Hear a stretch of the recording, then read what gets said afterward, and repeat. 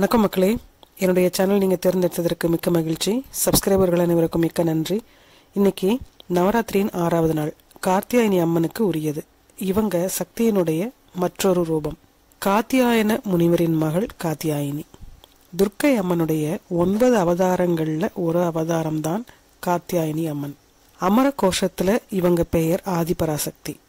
இந்த அம்மன் மகிஷாசுரனை வதம் செய்து பூமியை காப்பதற்காக பல மாதங்கள் தவம் செய்திருக்காங்க.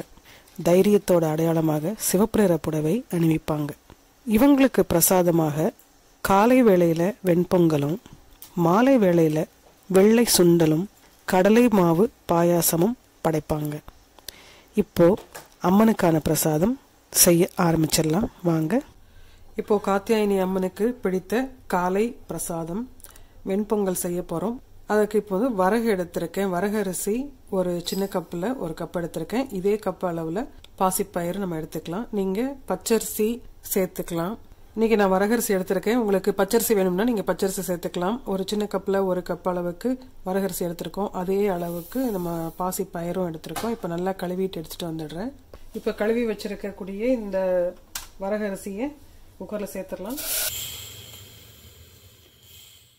இப்போ நம்ம வரகரிசி பாசிப்பயிறு எடுத்து இதே கப்பில் நான் 5.5 கப் அளவுக்கு தண்ணி சேர்க்க போறேன். 2 3 4 5 கப் அளவுக்கு நான் இப்போ தண்ணி சேர்த்துருக்கேன்.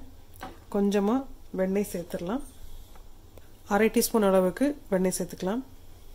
கல்லுப்பு கொஞ்சமா சேர்த்துக்கலாம். நல்லா மிக்ஸ் பண்ணிட்டு குக்கரில் 3 விசில் வச்சு நம்ம எடுக்க போறோம்.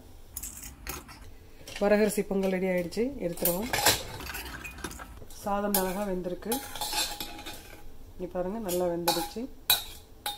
பொங்கலுக்கு தேவையான தாளிப்பு செய்திடலாம். இப்போ 1 டீஸ்பூன் அளவுக்கு நம்ம நெய் சேர்க்கிறோம். கட் பண்ணி வச்சிருக்கக்கூடிய இஞ்சி சேர்த்துடலாம். முந்திரி பருப்பு கொஞ்சம் சேர்த்துக்கலாம். 1/4 டீஸ்பூன் சீரகம், 1/4 டீஸ்பூன் மிளகு, கொஞ்சமா கருவேப்பிலை சேர்த்துக்கலாம். நல்லா கிளறி விட்டுட்டு இப்போ ரெடி பண்ணியிருக்கிற இந்த தாளிப்பு ஒரு 1/4 டீஸ்பூன் அளவுக்கு பெருங்காயம் பொடி சேர்த்துருக்கோம். வரகரிசி பொங்கலில் சேர்த்துடலாம். 2வது பிரசாதம் வெள்ளை சுண்டல் பிரசாதம் நம்ம ரெடி பண்ணுறோம். 1 டீஸ்பூன் எண்ணெய் சேர்த்துருக்கேன். 1/4 டீஸ்பூன் கடுகு உளுந்து, 1 பிஞ்ச் அளவுக்கு சீரகம். இப்போ கடுகு உளுந்து நல்லா வெடிக்கிற வரைக்கும் மூடி வச்சிடலாம். இப்போ ஒரு வரமிளகாய் நல்லா 2ஆ பிச்சுட்டு சேர்த்துடலாம். கொஞ்சம் கருவேப்பிலை, பெருங்காயம் கொஞ்சம் சேர்த்துக்கலாம். 8 மணி நேரம் ஊற வச்சு ஒரு 4 விசில் வேக வச்சிருக்கோம். வெள்ளை சுண்டல் இப்போ சேர்த்துடலாம். நல்லா மிக்ஸ் பண்ணிடலாம். இப்போ நம்ம சுண்டல் வேக வைக்கிற போது ஊற வச்சதுக்கு அப்புறம் கரெக்டா ஈக்குவலா அந்த சுண்டலும் தண்ணியும் ஒரே அளவுல இருக்கிற மாதிரி தண்ணி ஊற்றி ஒரு 4 விசில் விட்டு வேக வச்சிருக்கிறோம். வேக வைக்கும் போதே தேவையான அளவுக்கு உப்பு சேர்த்தாச்சு. அதனால நம்ம இப்போ உப்பு சேர்த்துக்கல. தண்ணி இல்லாம நல்லா கிளறி விட்டுடலாம். இப்போ சுண்டல் ரெடி ஆயிடுச்சு. இது கூட கொஞ்சம் தேங்காய் சேர்த்துடலாம். சுண்டலுக்கு துருவின தேங்காய் கொஞ்சம் சேர்த்துடலாம்.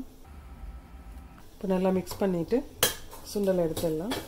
நல்ல ஆரோக்கியமான வெள்ளை சுண்டல் பிரசாதம் நம்ம ரெடி பண்ணியிருக்கிறோம். இப்போ 3வது பிரசாதம் கடலை மாவு பாயாசம் செய்ய போறோம். ஒரு டீஸ்பூன் அளவுக்கு நெய் சேர்த்துக்கலாம். ஒரு 5 பீஸ் கிஸ்மிஸ் பழம் சேர்த்துக்கலாம். இப்போ கிஸ்மிஸ் பழம் நல்லா வறுபட்டுடுச்சு, எடுத்துடலாம். ஒரு 5 பீஸ்க்கு முந்திரி பருப்பு சேர்த்து நல்லா கோல்டன் ப்ரௌன் கலருக்கு வறுத்து எடுத்துடலாம். முந்திரி பருப்பு நல்லா வறுபட்டுடுச்சு, இப்போ எடுத்துடலாம். இப்போ ஒரே 1 டேபிள் ஸ்பூன் அளவுக்கு கடலை மாவு எடுத்துக்கிறோம். 1 டேபிள் ஸ்பூன் கடலை மாவு நல்லா வறுத்துடலாம். இப்போ பால் ஊற்றிட்டு நல்லா கட்டி இல்லாமல் கரைச்சி விட்டுடலாம். இப்போ நான் எடுத்துருக்கிறது 100 ml பால் எடுத்துருக்கோம். நல்லா இப்போ மிக்ஸ் பண்ணிடலாம். இப்போ நல்லா கட்டி இல்லாமல் நம்ம கரைச்சிட்டோம். லோ ஃப்ளேமில் வச்சுட்டு நல்லா மிக்ஸ் பண்ணிடலாம். இது கூட இப்போ 1 டீஸ்பூன் அளவுக்கு சுகர் சேர்த்துக்கிறேன். நான் இப்போ சேர்க்கறது ப்ரௌன் சுகர். உங்களுக்கு வேணும்னா நீங்கள் பனவெல்லம் அந்த மாதிரி கூட சேர்த்துக்கோங்க. இல்லை நாட்டு சர்க்கரை, கருப்பட்டி அது மாதிரி கூட சேர்த்துக்கலாம். நான் இன்னைக்கு சேர்த்துருக்கிறது இந்த ப்ரௌன் சுகர் தான் சேர்த்துருக்கிறேன். நல்லா கெட்டியாகிற அளவுக்கு கட்டி சேராத நல்லா கிண்டி விட்டுடலாம். லோ ஃப்ளேமில் வச்சு நம்ம கிளறி விட்டுக்கலாம். இப்போ 2 ஏலக்காய் எடுத்து நல்லா பொடி பண்ணிட்டு இப்போ மிக்ஸ் பண்ணிட்டோம். ரெடி ஆயிடுச்சு. கட்டி சேராமல் நல்லா கிளறி விட்டுடலாம். நீங்கள் இப்போ பாயாசத்துக்கு பால் வேணும்னா பால் மட்டும் சேர்த்துக்கோங்க. இப்போ நம்ம சேர்த்துருக்க மாதிரி. இல்லைனாக்கா பாதி பால் பாதி தண்ணி சேர்த்துக்கோங்க. அது உங்களுக்கு தகுந்த மாதிரி, உங்களுக்கு விருப்பம் இருக்க மாதிரி நீங்கள் சேர்த்துக்கலாம். பாயாசம் இப்போ ரெடி ஆகிடுச்சு. இங்கே பாருங்கள், நல்லா கெட்டியாக ஆகிடுச்சு பாயாசம். ஸோ இந்த கடலை மாவு பாயாசத்தை இப்போ நம்ம சர்வ் பண்ணிடலாம். அம்மனுக்கு பிடித்தமான 3 விதமான பிரசாதம் நம்ம ரெடி பண்ணியிருக்கோம். காலையில் பிரசாதத்திற்கு வெண்பொங்கல், மாலை வேளையில் வெள்ளை சுண்டல் பிரசாதம், இனிப்புக்கு நம்ம இன்னைக்கு செய்திருக்கிறது கடலை மாவு பாயாசம்.